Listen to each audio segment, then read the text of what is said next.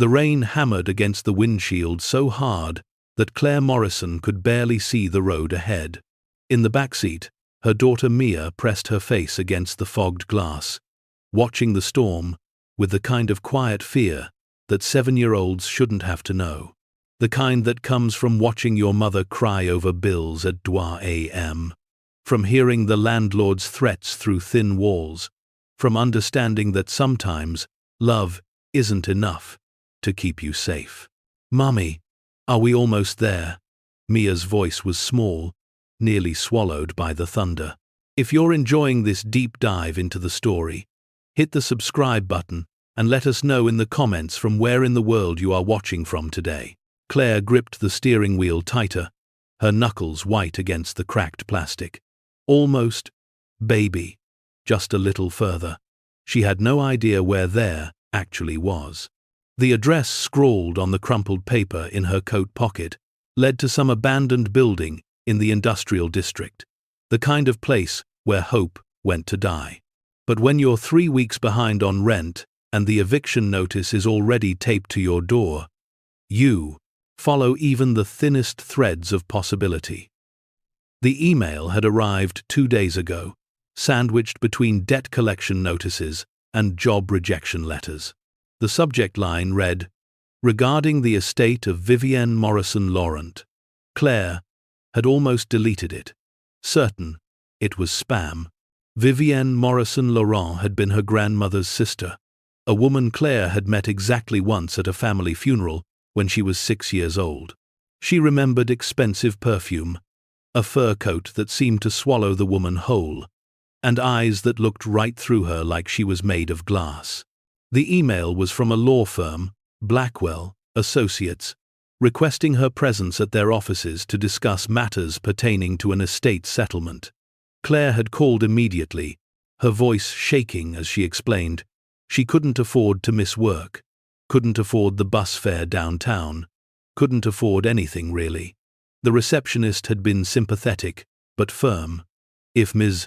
Morrison wished to be considered for any potential inheritance, she needed to appear in person within 5 business days. Claire had burned through her last favor to get this afternoon off from her waitressing job. She'd dressed in her only interview outfit, a navy blue dress with a mysterious stain near the hem that she'd tried to hide with a safety pin.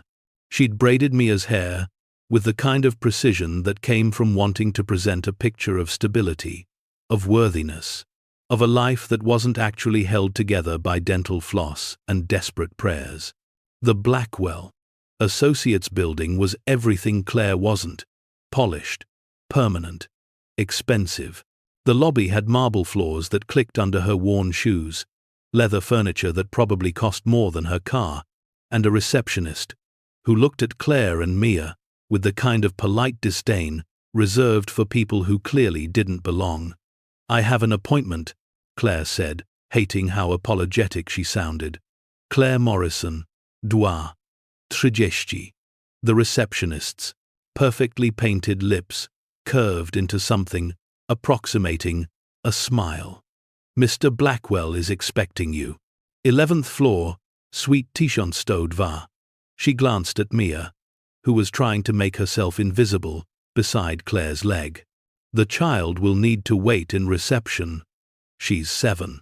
Claire's hand found Mia's shoulder, pulling her closer. "I'm not leaving her alone." Something flickered across the receptionist's face. Pity maybe, or judgment, or both. Of course, 11th floor. The elevator was mirrored on all sides, multiplying Claire's exhaustion infinitely. She looked older than 29, older than she had any right to be. Her blonde hair, once her best feature, hung limp and dull from too many months between salon visits.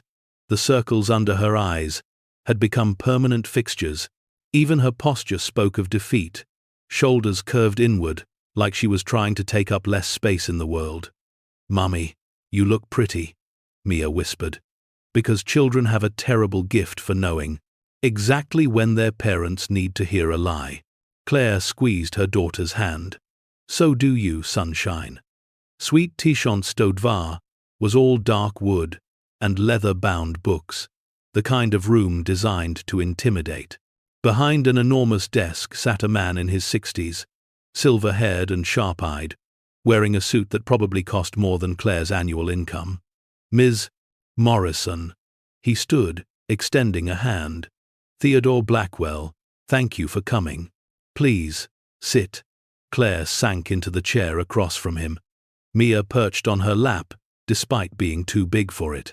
The child's weight was comforting, real, a reminder that whatever happened in this room mattered because she mattered. I'll get straight to the point, Blackwell said, pulling a thick folder from a drawer. Vivienne Morrison Laurent passed away 6 months ago. She had no children, no surviving siblings, and a rather complicated relationship with most of her extended family. He paused, studying Claire with an intensity that made her want to squirm. You are, quite literally, her only living blood relative who bears the Morrison name. Claire's throat tightened. I barely knew her. I met her once when I was a child. Yes. Well, Blackwell's expression softened slightly. Vivienne was aware of your existence, more aware than you might have imagined. He opened the folder, revealing documents stamped with official seals, photographs, and what looked like investigation reports. She had you investigated, Ms. Morrison. Regularly. She knew about your marriage, your divorce, your daughter, your struggles. Heat flooded Claire's face. The idea of that cold woman from her childhood watching her life unravel, documenting her failures, made her feel stripped naked and small. She knew, Blackwell continued, his voice gentle now, that you've worked 3 jobs since your ex-husband left. She knew about the apartment with the mold, the car that breaks down every other week, the medical bills from Mia's asthma. She knew you've gone without eating so your daughter wouldn't. Tears burned behind Claire's eyes. Why? Why would she watch and never help? Because Vivienne Morrison Laurent was, forgive my saying so, a rather peculiar woman. She believed in testing people. She wanted to ensure that when she finally intervened, you would be. He searched for the word. Worthy. Claire felt a spark of anger cut through her exhaustion. Worthy? While my daughter went to school in shoes, held together with tape. While I decided between electricity and groceries.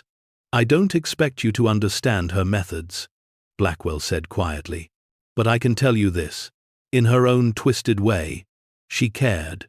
She watched you struggle and refuse to break. She watched you choose dignity over desperate measures. She watched you love your daughter with everything you had, even when you had nothing. He pushed a document across the desk. And in the end, she left you everything. The words hung in the air between them, nonsensical and impossible. Everything? Claire's voice came out as a whisper. Ms. Morrison, your great-aunt was extraordinarily wealthy. She made her fortune in real estate, buying distressed properties during the Tichon's crisis, and holding them until the market recovered. She was, by all accounts, brilliant and ruthless. He tapped the document. Her estate is valued at approximately $305 million. The room tilted. They uncrossed. Claire's hands went numb, and somewhere far away, she heard Mia asking if she was okay, but the words seemed to come through water. That can't be real.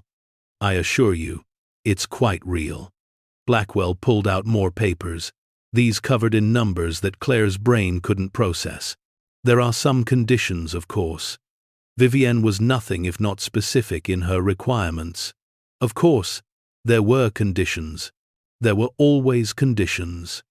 The bulk of the estate, Blackwell continued, is held in various investment portfolios and properties that will transfer to you immediately upon signing the necessary paperwork. However, there is one particular asset that comes with a rather unusual stipulation. He pulled out a photograph of a building.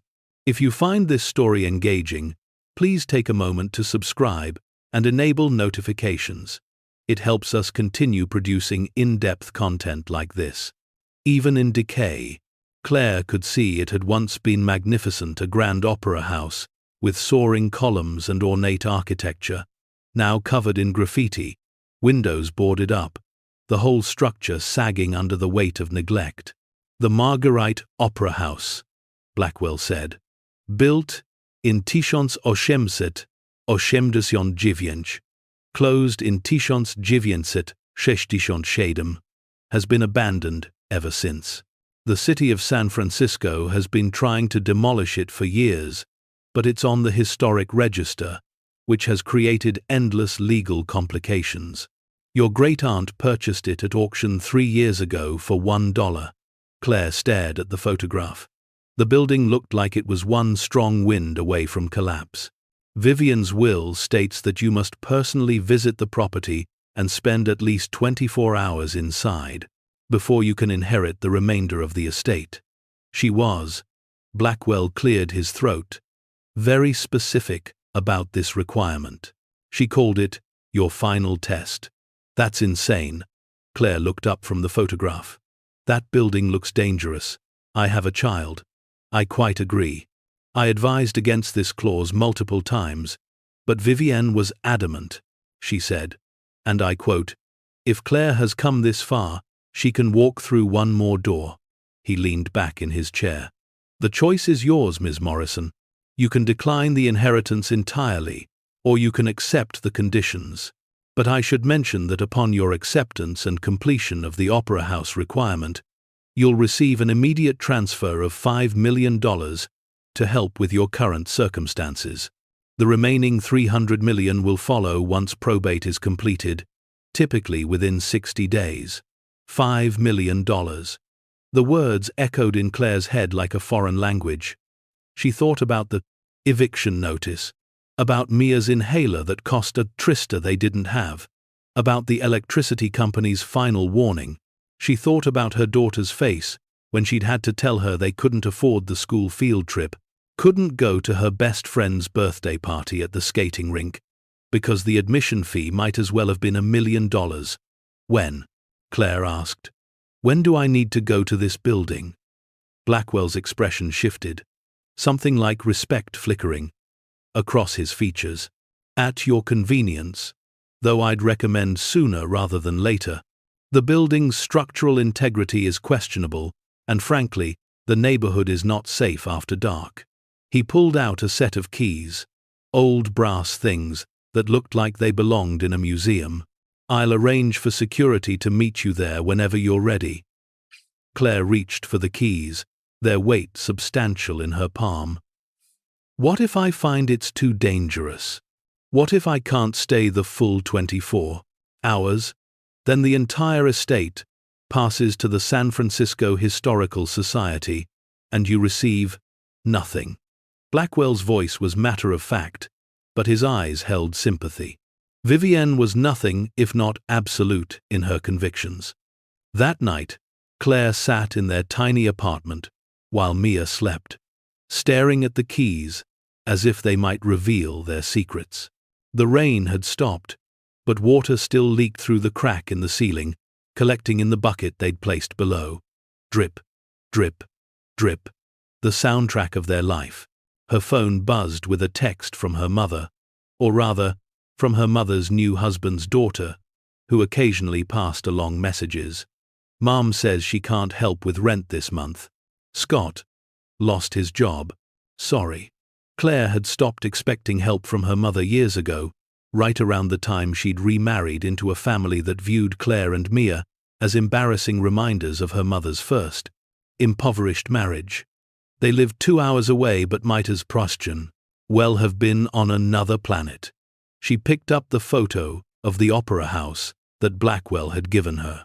In the moonlight streaming through their cracked window, the building looked less decrepit and more tragic, like it was waiting for something. Someone. I must be insane, she whispered to the empty room. But at 6 a.m. the next morning, she was packing a bag, flashlights, batteries, blankets, food, water, and Mia's inhaler. She'd called in sick to all 3 of her jobs, burning through bridges she couldn't afford to lose. But somehow knowing this was more important, Blackwell had arranged for security guards to meet them at the Opera House at 9 a.m. 24 hours. 1 building. 305 million reasons to be brave. Are we going on an adventure? Mia asked, watching her mother pack with confused excitement. Claire looked at her daughter, all knobby knees and 2 big eyes, and trust that Claire had somehow, miraculously, not yet destroyed. Yeah, baby, she said, forcing her voice to stay steady. The biggest adventure ever. The Marguerite Opera House looked worse in person than it had in photographs. Claire stood on the cracked sidewalk, Mia's hand clutched in hers, and stared up at what had once been a temple to art and beauty, and was now a monument to decay. The neighborhood around it was a wasteland of abandoned warehouses and empty lots, the kind of place where even pigeons seemed afraid to land. 2 security guards waited by a barricaded entrance, young guys in cheap uniforms who looked about as enthusiastic as she felt. You're really going in there? The taller one asked, eyeing the building skeptically. Lady, I've done security for a lot of weird rich people shit, but this takes the cake. Language, Claire said automatically, nodding toward Mia. And yes, we're really going in. The shorter guard unlocked the chains wrapped around the front doors. We'll be right outside if you need anything. But just so you know, cell service is terrible in there. Something about the old construction messing with signals. Fantastic, Claire muttered. The doors opened with a sound like a dying animal, hinges screaming from decades of disuse. The entrance hall beyond was cavernous and dark, their flashlights barely cutting through the gloom. Dust hung in the air so thick it looked like fog, and the smell of mold and rot made Claire's nose burn. Mummy, I don't like it, Mia whispered, pressing close against her side. I know, sunshine. But remember what we talked about? We're being brave together. They stepped inside, and the doors swung shut behind them with a sound of terrible finality. The entrance hall had clearly been magnificent once. Even through the decay, Claire could see traces of former glory. Marble floors cracked, but still beautiful. A grand staircase sweeping upward into darkness. Walls that had once been covered in silk or velvet, now hanging in rotted strips.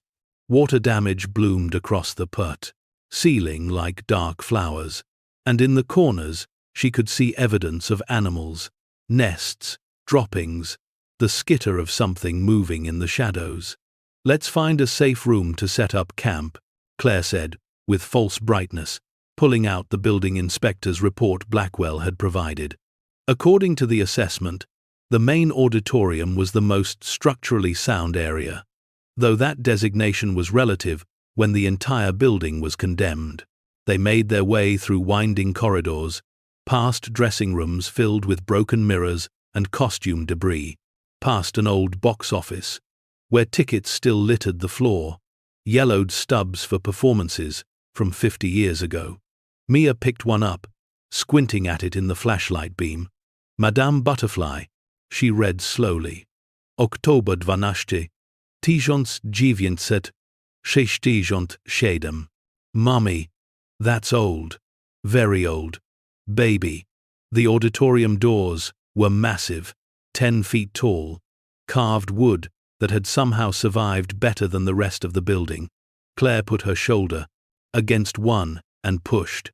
It resisted at first, then swung open with a groan that echoed through the empty space beyond.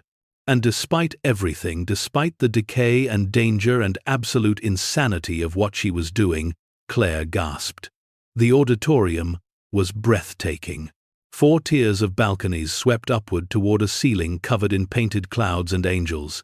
Now water-stained and peeling but still magnificent, the stage was enormous, framed by a proscenium arch covered in gold leaf that caught their flashlight beams and threw back fractured brilliance. Rows of seats, most broken or missing, marched down toward the orchestra pit, and hanging from the center of it all was a massive chandelier, crystal arms drooping downward like a dying flower, but still somehow, impossibly, intact. "It's beautiful," Mia breathed. And it was. Underneath the abandonment and neglect, it was the most beautiful thing Claire had seen in years. They set up their camp in the orchestra pit, which the Crest inspector's report said was the safest location protected by the stage overhang, away from potential ceiling collapses. Claire spread blankets on the dusty floor, arranged their supplies, and tried not to think about the 23 hours and 45 minutes still stretching ahead of them. "Can we explore?" Mia asked, already bouncing with the resilience of children who can find adventure anywhere. "A little, but we stay together, and we're careful." They spent the next few hours wandering the building, Claire's heart in her throat, every time a floorboard creaked or something scuttled in the darkness. But Mia's excitement was infectious. She peeked into dressing rooms and danced on the stage, her small voice singing songs that echoed through the empty hall. For a child who'd spent most of her life in a 300-square-foot apartment, this abandoned palace was a playground. In what had been the star dressing room, Claire found a photograph still pinned to a broken mirror, a woman in an elaborate costume, arms raised mid-song, her face alive with joy. On the back, someone had written, "Marguerite's final performance, 1967. Is that the lady the building is named after?" Mia asked. "I think so, baby." Claire stared at the photograph, this woman frozen in a moment of triumph, and wondered if Marguerite had known her final performance would truly be final. Had she sensed the end coming? Had she sung with everything she had, knowing she'd never have another chance?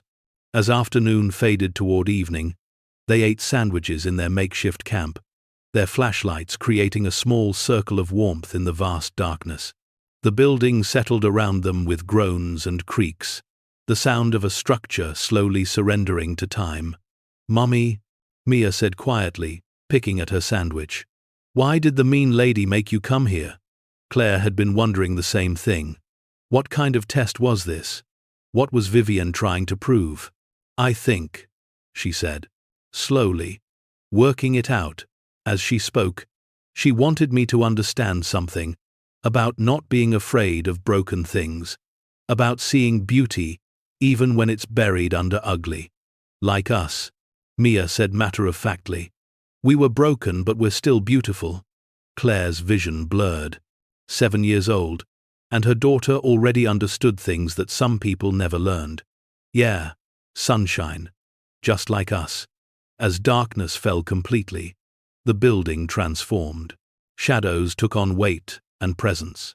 Every sound was amplified, the drip of water somewhere deep in the structure, the wind whistling through broken windows, the groan of old wood and stone settling. Claire kept her flashlight on, and Mia close, singing softly to keep the darkness at bay.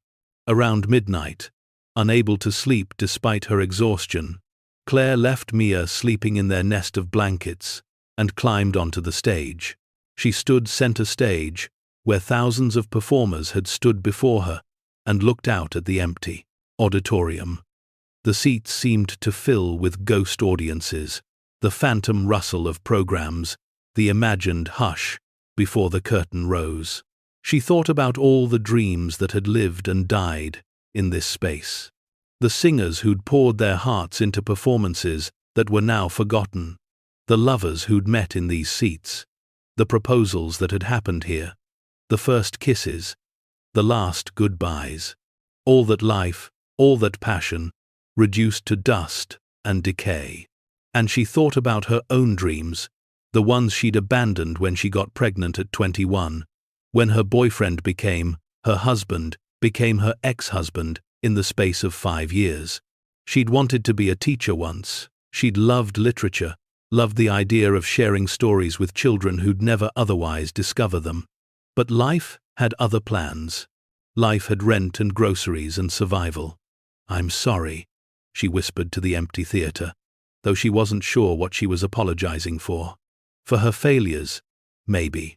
For all the times she'd been too tired to dream. For the woman she could have been, if the world had been a little less cruel. Her voice echoed back to her, multiplied by the perfect acoustics, and suddenly she understood. Vivienne hadn't sent her here to punish her. She'd sent her here to show her something. This building had been magnificent once. It had fallen into ruin. And now, with enough money and care and vision, it could be magnificent again. Just like Claire. Just like Mia. Just like anyone who'd been broken and forgotten, but still had something precious buried underneath. Claire didn't realize she was crying until the tears dripped off her chin. She sank down onto the stage, knees to her chest, and let herself sob for the first time in years. Not quiet crying, not the careful tears she allowed herself after Mia was asleep. Real, body-shaking sobs that came from somewhere deep and wounded and finally ready to heal. When she opened her eyes, the darkness seemed less oppressive. The building seemed less frightening, and for the first time since this whole impossible day began, Claire felt something that might have been hope. She walked back to their camp, lay down beside her sleeping daughter, and closed her eyes. Tomorrow, they would leave this place. Tomorrow she would sign papers and become the kind of wealthy she couldn't comprehend. Tomorrow, their lives would change in ways she couldn't imagine. But tonight, in this broken, beautiful building, Claire Morrison finally understood what Vivienne had been trying to teach her. That worthiness wasn't about never falling down. It was about getting back up. About finding beauty in ruins. About believing you deserved to be saved. Around 3 a.m., Claire woke to a sound that didn't belong. Not the settling of the building or the wind through broken windows, but footsteps, deliberate. Multiple sets, coming closer. She grabbed Mia and pressed back against the wall of the orchestra pit. Hand over her daughter's mouth to keep her quiet. Their flashlight was off, but she could see beams of light cutting through the auditorium, hear voices echoing in the space. This is stupid. There's nothing here. Male voice, young, annoyed. The old lady knew something. Why else make such a big deal about this dump? Different voice. Older. More assured. Search everything. Start with the stage area. Claire's heart hammered against her ribs. The security guards were supposed to be outside. Unless they were in on this. Unless... Mummy? Mia whimpered against her palm. The voices stopped. A beat of silence that stretched like piano wire. Did you hear that? There's someone in here. The flashlight beams swung toward them. Claire grabbed their supplies with one hand, Mia with the other, and ran. They plunged into the darkness of the backstage area, Claire's memory of the building's layout all that guided them. Behind, she could hear the intruders shouting, their lights bouncing off walls as they gave chase. Mia was crying now, terrified, but Claire couldn't stop, couldn't think, could only run. She pulled them into what had been a storage closet, pressed them both into the corner behind ancient trunks of costumes, and held her daughter so tight she could feel the little girl's heart beating against her own. Their pursuers' footsteps thundered past. Once, twice. The third time, they stopped right outside the closet door. Nothing back here. Let's check the basement. Buildings condemned. Basement's probably flooded. Then she's not down there, is she? Check it anyway. The footsteps retreated. Claire counted to 100, then 200. Mia's face buried against her neck, both of them trembling. When she was certain they'd moved to another area of the building, she carefully pulled out her phone. No signal, just as the guards had warned. They had to get out, but to leave, they'd have to go through the main entrance where the intruders had clearly entered. Unless Claire remembered seeing a fire exit on the building plans, something about emergency egress in the east wing. If they could make it there without being seen, they could escape, could call the police. could. She was so focused on planning their route that she almost missed it. A sound. Not footsteps, but something else. A rhythmic tapping, like Morse code, coming from beneath the floorboards. Tap, tap, tap. Pause. Tap, tap, tap. Mia heard it too, her eyes widening. Claire put a finger to her lips, then pressed her ear to the floor. The tapping continued, deliberate and insistent, like someone was trying to communicate from below, from the basement. The same basement the intruders were now searching. Claire's mind raced. This made no sense. Unless someone else was down there. Unless whatever Vivienne had hidden wasn't just money or property deeds, but something these men wanted. Something worth breaking into a condemned building at 3 a.m. to find. She made a placed decision that defied all logic and self-preservation. Instead of running for the exit, she pulled Mia deeper into the building, toward the basement stairs. "Mommy, no," Mia whimpered. "The bad men. I know, baby. But trust me. Please trust me." The basement stairs were treacherous, half of them missing, the rest slick with moisture. Claire descended slowly, testing each step, Mia clinging to her back. At the bottom, water did indeed cover the floor, 3 inches of stagnant liquid that smelled like death and copper. The tapping had stopped. In the silence, Claire heard voices echoing from somewhere deeper in the basement. The intruders, still searching. She waded through the water, following the wall, searching for whatever had made that sound. Her flashlight beam caught something. A section of wall that looked wrong. Newer. The bricks were a slightly different color, the mortar less degraded than the surrounding structure, and set into those bricks, almost invisible unless you knew where to look, was a small brass plate, engraved with a single word, Marguerite. Claire ran her fingers over the plate, pressing, searching. It clicked and moved inward. The section of wall swung open on hidden hinges. Beyond was a room, small, dry, untouched by the decay around it, and covering every surface, shelves, floor, stacked almost to the ceiling, were paintings. Even with her limited art knowledge, Claire recognized quality. These weren't hobby paintings or cheap reproductions. These were museum pieces, original works, dozens of them, maybe hundreds, all carefully preserved in this secret room, while the building rotted around them. On a small table in the center of the room sat an envelope with Claire written across it in elegant script. With shaking hands, she opened it. "My dearest Claire, if you're reading this, you made it further than I expected. Good. You're proving even more worthy than I hoped. These paintings belong to Marguerite Laurent, my grandmother, your great-great-grandmother. She was the opera house's namesake, its greatest star, and a woman of exquisite taste. When the house closed, everyone assumed her collection had been sold. They assumed wrong. I've kept this secret for 40 years, waiting for the right person to inherit it. Not someone who would see only dollar signs, but someone who understood what it meant to protect beauty in a world that often destroys it. The men searching this building right now are likely associates of my nephew, Thomas. He's been trying to find this collection since I bought the opera house. He'll stop at nothing to claim what he believes is his birthright. Don't let him win. There's a tunnel behind the last shelf on the left. It leads to the building next door, which I also own. The exit opens onto Lawrence Street. Take the paintings. Take Mia. Run. And Claire, I'm sorry I watched you suffer. I'm sorry I tested you. But I needed to know you were strong enough for what comes next. Because inheriting my money makes you rich. Protecting this legacy makes you powerful.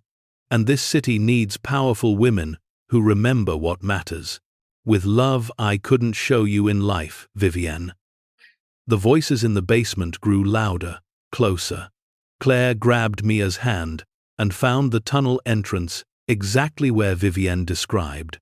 It was narrow, dark, and smelled like earth and fear, but it was their way out. "We're going to run now," she told Mia, "and we're not stopping until we're safe." They'd barely made it 10 steps into the tunnel when they heard the secret room being discovered behind them.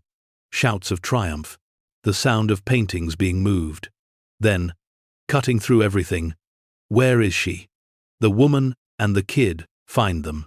Claire ran faster than she'd ever run in her life. Mia's hand gripped so tight, she probably hurt her daughter but couldn't loosen her grip. The tunnel seemed endless, the darkness complete except for their single flashlight beam bouncing ahead of them. Then, finally, a door. Claire threw her weight against it, and they burst out into early morning air, into an alley behind a warehouse, into freedom. She didn't stop running until they reached a street with lights and people. Only then did she let herself collapse onto the sidewalk, Mia sobbing in her arms, both of them alive and safe and forever changed. Claire called 911 first, then Blackwell. The police arrived within minutes, but by the time they raided the opera house, the intruders were gone. They'd fled through the main entrance, taking nothing because there was nothing left to take. "The paintings?"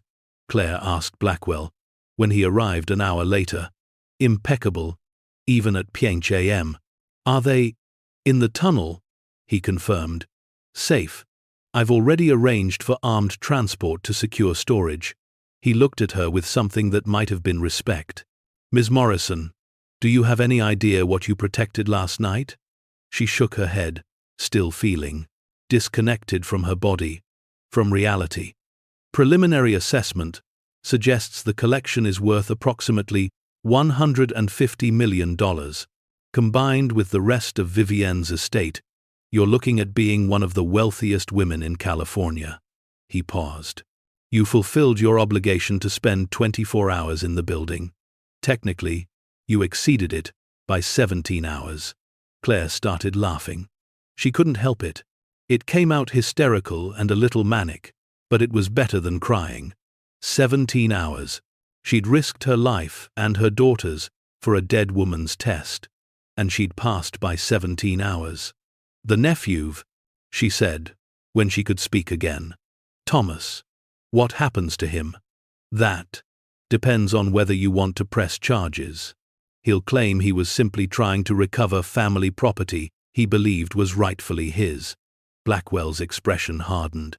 Though breaking and entering is difficult to explain away, Claire thought about fear, the dark, about Mia's tears, about how close they'd come to being caught. Then she thought about Vivienne's letter, about powerful women, about what mattered. "Press charges," she said. "All of them." The next few weeks passed in a blur of lawyers and accountants and reporters. The discovery of the Marguerite Laurent collection was international news. Art historians were in ecstasy. Thomas Morrison Blackwell was arrested along with 3 associates, facing charges that would likely put them away for years. And Claire, with $5 million in her account and $305 million more to come, faced choices she'd never imagined having to make. She started with the small things: a new apartment, one with windows that didn't leak, and neighbors who didn't deal drugs in the stairwell, clothes that fit, food that wasn't ramen or peanut butter, medicine for Mia without having to choose between that and electricity. Then she moved to bigger things. She paid off her student loans, the ones that had haunted her since she'd dropped out of college pregnant and terrified. She went back to school part-time, finishing her teaching degree. She set up a trust fund for Mia that would guarantee her daughter never had to struggle the way she had. But the biggest thing, the thing that kept her awake at night, with excitement rather than fear, was the opera house. "You want to restore it?" Blackwell had asked when she'd first mentioned the idea. "Ms. Morrison, the costs would be astronomical, even with your resources. Vivienne didn't save those paintings for them to sit in a storage facility," Claire interrupted. "She saved them because they mattered, because Marguerite mattered, because art and beauty and history matter." She'd smiled. "Besides, I think the city could use a functioning opera house again. Don't you? It took 3 years. 3 years of architects and contractors and historical preservation specialists. 3 years of fighting the city, council and historic commissions and neighborhood groups who couldn't decide if they wanted the eyesore demolished or preserved. 3 years of Claire learning about load-bearing walls and acoustic engineering and the difference between gilding and gold leaf. But on a spring evening in 2024, the Marguerite Opera House reopened with a gala performance that made the front page of every paper in the country.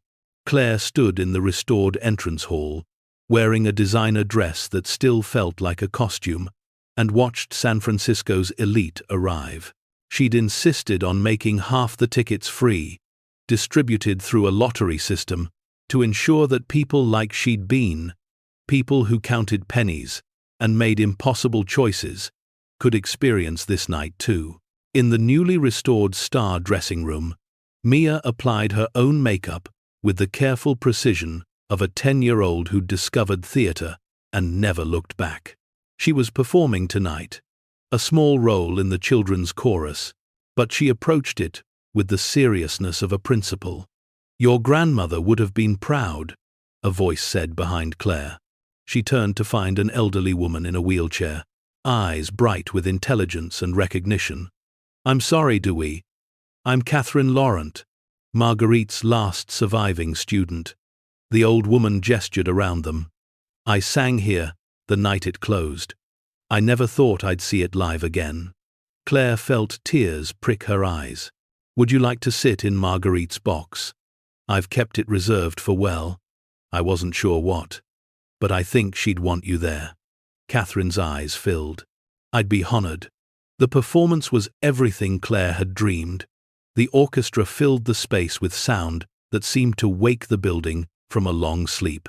The singers' voices soared to the painted ceiling, bringing the angels there to life.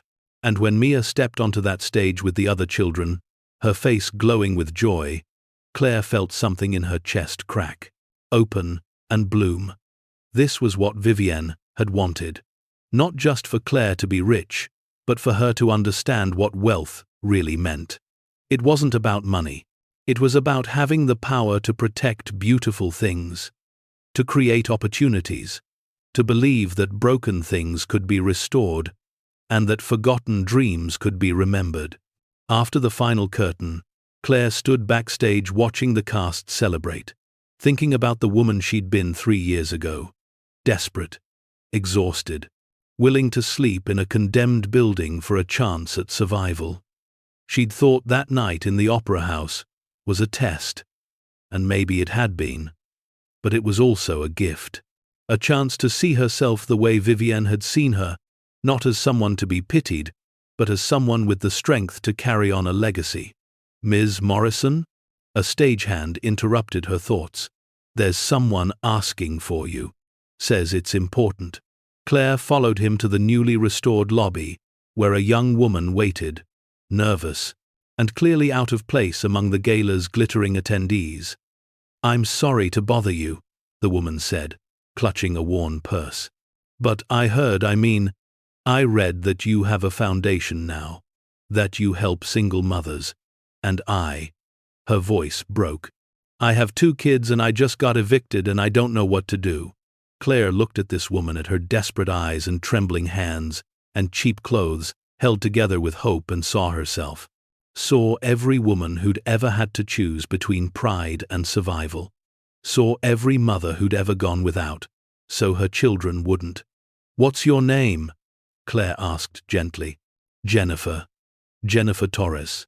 "Well, Jennifer Torres." Claire smiled. "Let's talk about what we can do to help." Because in the end, that was what all of this was really about. The money, the opera house, Vivienne's test, all of it. It was about creating a chain of salvation, of women reaching back to pull others forward, of understanding that sometimes the 12-in-1 greatest inheritance isn't what you receive, but what you choose to give. 5 years after that night in the abandoned opera house, Claire Morrison stood on the stage of the restored Marguerite and addressed a sold-out crowd for the opening of a new program, free arts education for underprivileged children in San Francisco. Mia, now 12, and already showing signs of her great-great-grandmother's talent, stood beside her. In the audience sat Jennifer Torres and 50 other women the Morrison Foundation had helped, their children beside them, all dressed up for an evening of culture they'd never dreamed they'd experience.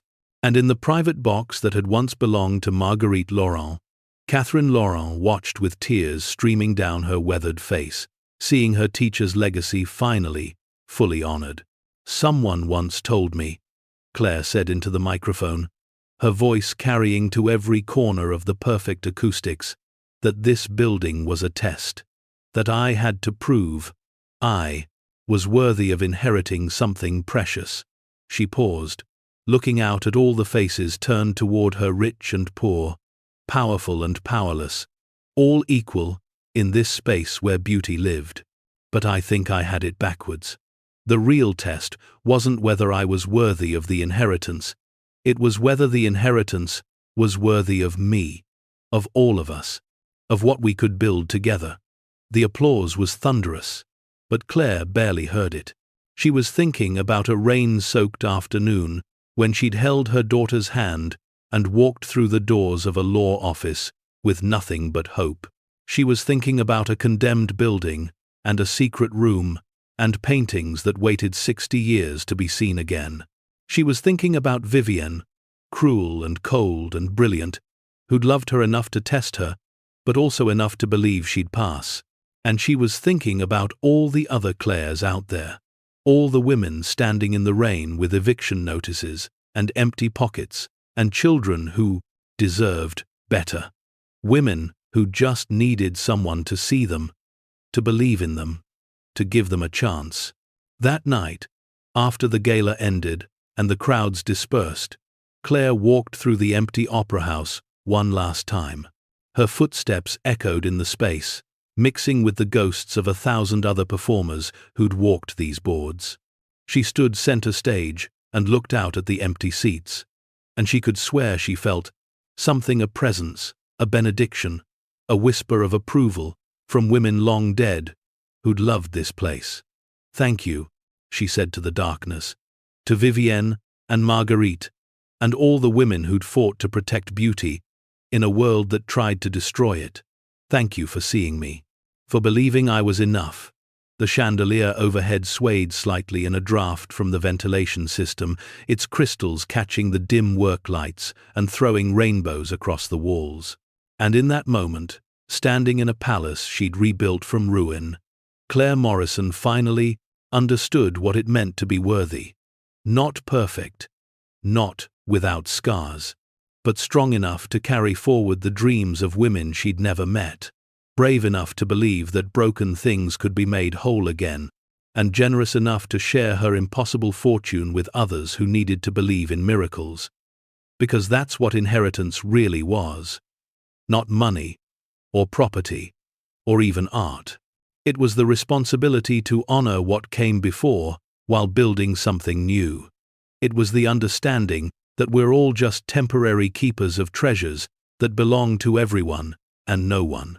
It was the choice, made again and again, to be worthy not of wealth, but of the trust placed in us by those who came before and those who would come after. Claire walked off the stage, turning off lights as she went, leaving the opera house to its ghosts and its glory. Outside, the San Francisco night was cool and clear, the city lights spreading out below like earthbound stars. Somewhere in that city, a woman was probably standing in the rain right now, holding an eviction notice and wondering how she'd survive another day.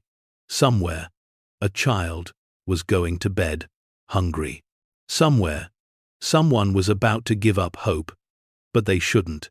Because if Claire Morrison could go from a condemned building and 3 gold bars to this, to a restored opera house and a foundation that helped hundreds of families, and a legacy that would outlast her lifetime, then anything was possible.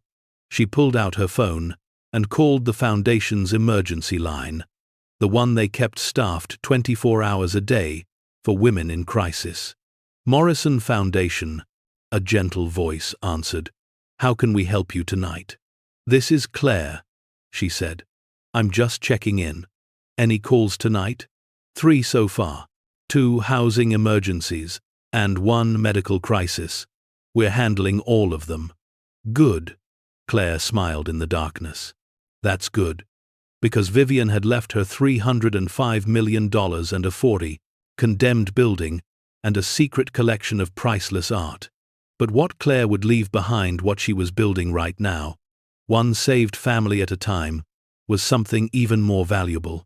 Hope, restoration, the unshakable belief that no one was beyond saving and nothing was too broken to be made beautiful again. 10 years after, the Marguerite Opera House reopened.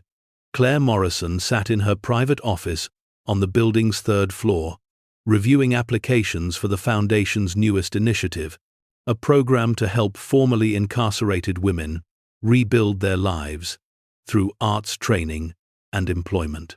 Outside her window, the San Francisco skyline glittered in the late afternoon sun, a view she still hadn't gotten used to despite a decade of looking at it. Her assistant knocked softly. Ms. Morrison, there's someone here to see you. She doesn't have an appointment, but she says it's urgent. Claire glanced at her schedule. She had 30 minutes before the board meeting. Send her in. The woman who entered looked to be in her early 60s, well-dressed, but with the kind of careful maintenance that suggested money had once been tighter than it appeared now. She carried herself with the rigid posture of someone who'd spent years holding themselves together by sheer force of will. Ms. Morrison, my name is Eleanor Blackwell Morrison. I'm Thomas Morrison Blackwell's mother. Claire's pen stilled on the paper. Thomas had been released from prison 6 months ago, after serving 8 years of his sentence. She'd received notification, as was protocol for victims, but had deliberately not followed up on what happened to him after. I know who you are, Claire said carefully. What can I do for you? Eleanor sat without being invited, which would have annoyed Claire, except she recognized the gesture for what it was, not rudeness, but the kind of desperation that made social niceties feel impossible. Thomas is dying, Eleanor said bluntly. Pancreatic cancer, stage 4. They give him 6 months at most. Claire absorbed this information, waiting for some feeling to emerge. Satisfaction, maybe, or vindication. Instead, she felt only a distant sadness for this woman who would lose her son. I'm sorry, she said, and meant it. Eleanor's composure cracked slightly. He wants to apologize. To you and your daughter.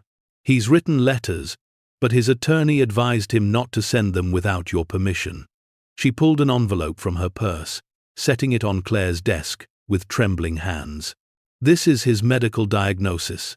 I'm not lying to manipulate you. He's genuinely dying. Claire didn't touch the envelope. Why now? He had 8 years in prison to be sorry. Pride, Eleanor said simply.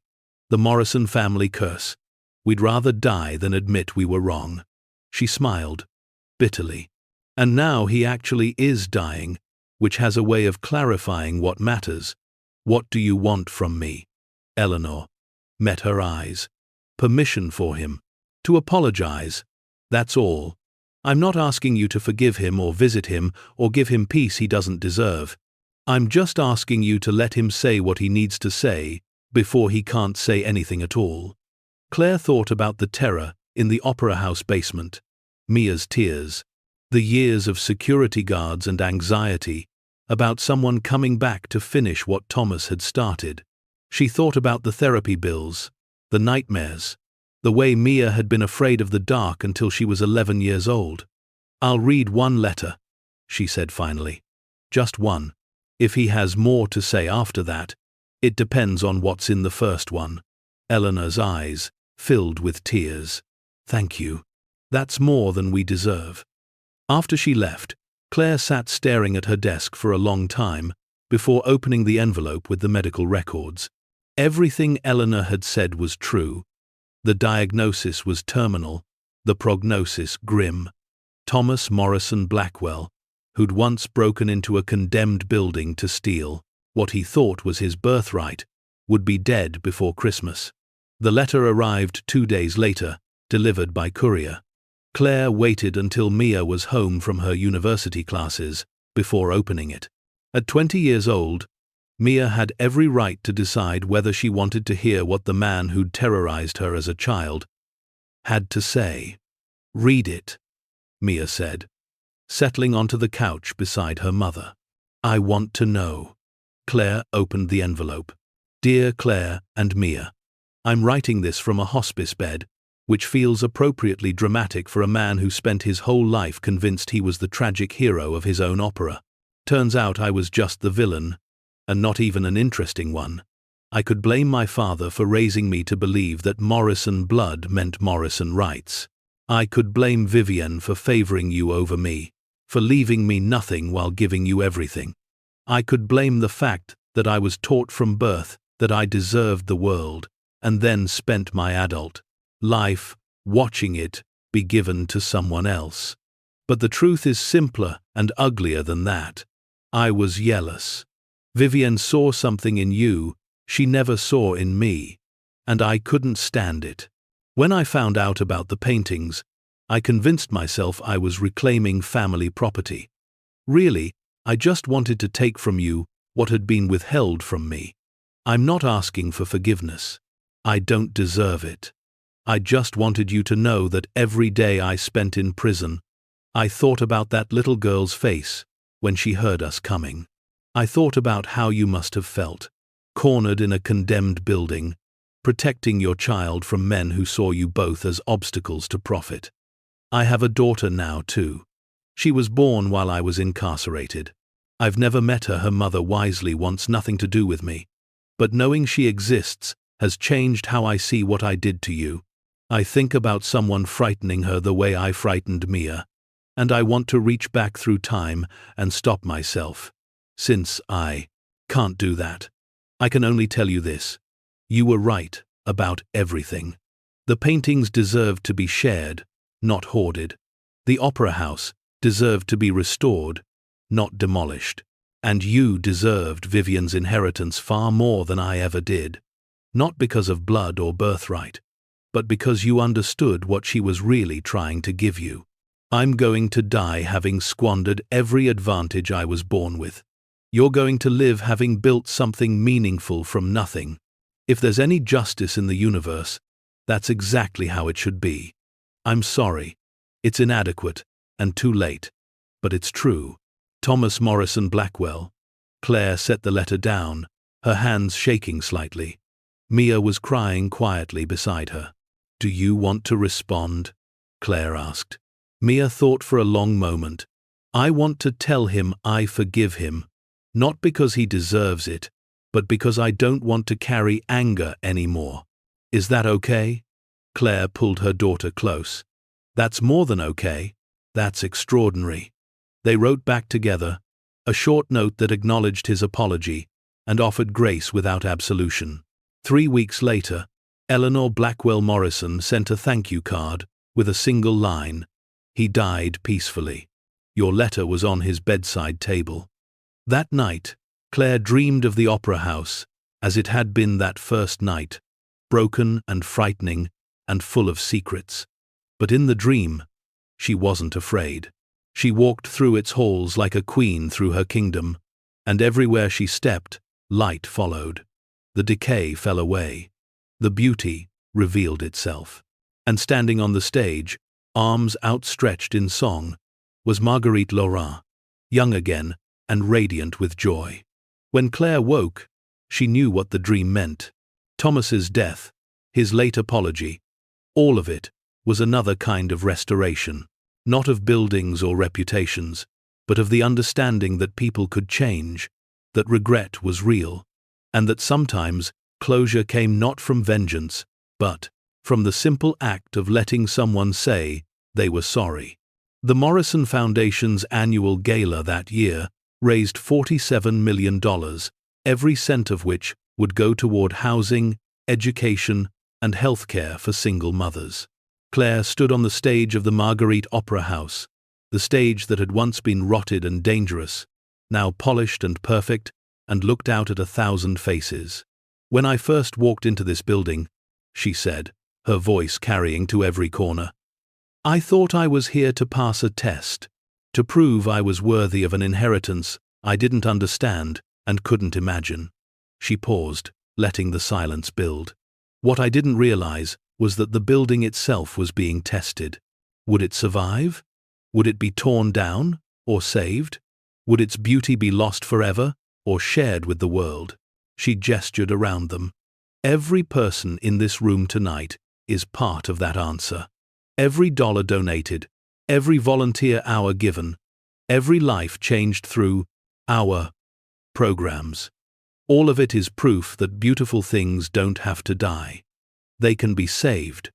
They can be restored. They can sing again."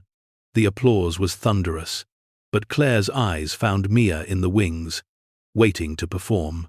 Her daughter had her great-great-grandmother's talent, that much was clear. She'd been accepted to Juilliard, turned it down to stay in San Francisco and help with the Foundation's youth programs. Claire had tried to talk her out of it, but Mia had been adamant. "The Morrison women don't run from responsibility," she'd said with a smile that was pure Vivienne. "We stay and build." As Mia took the stage to perform Marguerite's most famous aria, the same one her ancestor had sung on this very stage 57 years ago, Claire felt something shift in the universe. A circle completing, a legacy fulfilled. 4 generations of women: Marguerite, who'd built beauty; Vivienne, who'd protected it; Claire, who'd restored it; and now, Mia, who would carry it forward into whatever future waited. After the performance, Claire found Eleanor Blackwell Morrison sitting alone in one of the balcony boxes. "I hope you don't mind," Eleanor said quickly. "I bought a ticket. I just wanted to see what Thomas tried to destroy." Claire sat beside her. "He didn't destroy it. That's what matters." They sat in silence for a moment, watching the crowd below celebrate. "Can I tell you something?" Eleanor asked quietly. "Something Thomas made me promise not to tell anyone." Claire nodded. "He left his daughter money. Not much, he didn't have much after legal fees and restitution, but $50,000 in a trust fund for her 18th birthday. Eleanor's voice wavered. "He wanted her to have the chance to be better than he was." "That's good," Claire said softly. "I was wondering." Eleanor hesitated. "The Morrison Foundation. Do you help daughters of incarcerated parents?" "We do." "Then I'd like to make a donation. In Thomas's name." She pulled out a checkbook. "He would have hated that." "Which is exactly why he would have needed it." Claire watched the older woman write out a check for $100,000, probably a significant portion of her savings, and felt something release in her chest. This was what forgiveness looked like. Not forgetting. Not even necessarily understanding. Just choosing to turn pain into something that could help someone else. The next morning, Claire drove to the cemetery where Vivienne was buried. She'd only visited once before, right after everything was settled, and the visit had been perfunctory, an obligation discharged. This time felt different. Vivienne's grave was simple, despite her wealth. Just a flat stone with her name and dates. No epitaph. No indication of the empire she'd built or the legacy she'd left. Claire knelt on the grass, not caring about her expensive suit. "I get it now," she said to the silent stone. "Why you did what you did. Why you watched and waited and tested. You weren't being cruel. You were teaching me to be strong enough for this." The wind rustled through the trees overhead, carrying the scent of yasmin from somewhere nearby. "And Thomas died," Claire continued. "He apologized first, which I think might have surprised you. People can change, even Morrison men, even when they don't deserve the chance. She traced the letters of Vivienne's name with her finger. The opera house is thriving. We've helped over 3,000 families in the last decade.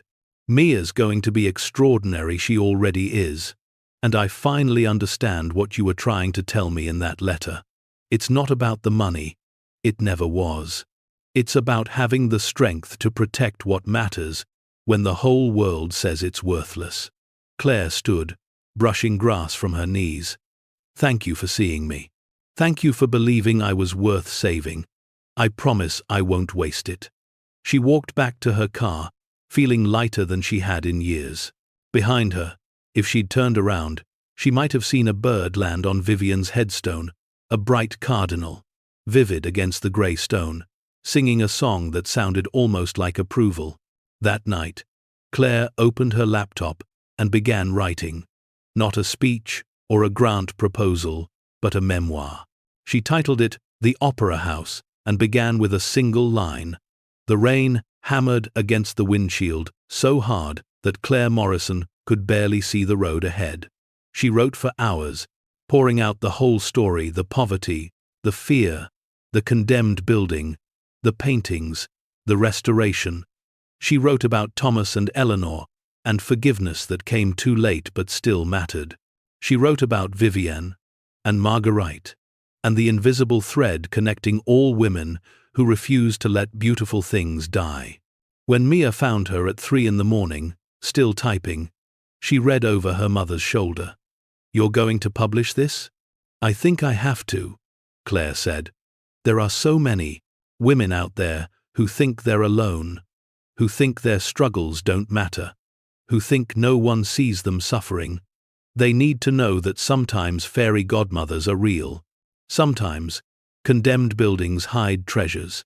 Sometimes broken things become more beautiful than they ever were whole." Mia kissed the top of her mother's head. "Vivienne would be proud." "I hope so," Claire said. "I really hope so." The memoir published 2 years later, becoming an instant bestseller. Women wrote to Claire from all over the world, sharing their own stories of struggle and survival. The foundation expanded internationally. The Opera House became a UNESCO World Heritage Site. And Claire Morrison, who'd once counted pennies for her daughter's shoes, became known not for her wealth, but for what she did with it. On the 20th anniversary of that first night in the condemned building, the Marguerite Opera House held a special celebration. 400 women who'd been helped by the foundation attended, their children filling the seats that had once been broken and forgotten. Claire stood backstage, listening to their voices rise in song, a choir composed entirely of women who'd been homeless, desperate, forgotten, women who'd been seen and saved and given a chance to sing. "Ready?" Mia asked, now 30 years old, and the foundation's co-director. Claire took her daughter's hand. Together, they walked onto the stage to thunderous applause. "My great-aunt Vivienne once said that broken things could become beautiful again," Claire told the crowd. She was right. But what she didn't say, what she left me to learn, is that sometimes broken things become more beautiful than they ever were before, because they've survived, because they've been tested, because they remember what it cost to be saved. She looked out at all those faces, mothers and daughters, survivors and thrivers, women who'd walked through their own dark buildings and emerged changed. This Opera House is proof that nothing is beyond saving, and each of you is proof that no one is beyond hope. Thank you for letting me be part of your stories. Thank you for writing new endings that nobody thought were possible. As the crowd rose in standing ovation, Claire felt it, the presence of all the women who'd come before. Marguerite, singing her final aria. Vivienne, watching from shadows. Eleanor, sitting somewhere with an empty chair beside her. And countless others, unnamed and unremembered, who'd fought to protect beauty in a world that tried to destroy it. The chandelier overhead swayed gently, its crystals catching the light and throwing rainbows across the ceiling. And in that moment, standing in her restored palace surrounded by women she'd helped save, Claire Morrison finally understood the greatest truth Vivienne had tried to teach her. Inheritance isn't what you receive, it's what you choose to give. And the only legacy worth leaving is the certainty that you made the world more beautiful than you found it, one saved soul at a time. The music swelled, the choir sang, and in a building that had once been condemned, hope rose like incense toward the painted angels on the ceiling, proof that miracles weren't fairy tales, they were just the result of women who refused to let beautiful things die. And that, in the end, was an inheritance worth dying for, worth living for, worth everything. Thank you so much for watching until the end. If you loved this story, check out the other videos on your screen now. I think you'll really enjoy them. And don't forget to subscribe if you haven't already. See you in the next story.